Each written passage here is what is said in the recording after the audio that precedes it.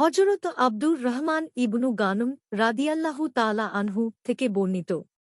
তিনি নবী সাল্লাল্লাহু আলাইহি ওয়াসাল্লাম থেকে বর্ণনা করেছেন।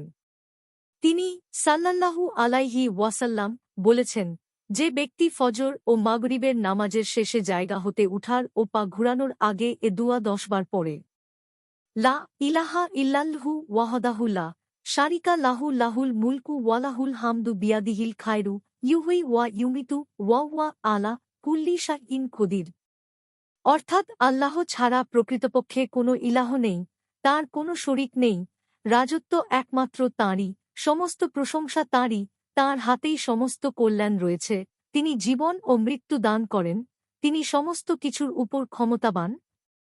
তাহলে প্রতিবারের বিনিময়ে তার জন্য 10 নেকি লিখা হয়, তার 10টি গুনাহ মিটিয়ে দেয়া হয়, তাকে 10টি মর্যাদার স্তরে উন্নীত করা হয়।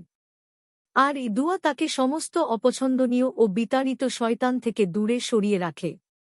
শিরক ছাড়া অন্য কোনো গুনাহের কারণে তাকে ধরপাকড় করা হালাল হবে না। আমলের দিক দিয়ে এ লোক হবে অন্য লোকের চেয়ে উত্তম, তবে সে ব্যক্তি ব্যতীত যে এর চেয়েও অতি উত্তম আমল করবে। আহমাদ 17999, সহিহ তারগিব 477, মিশকাতুল মাসাবিহ 975।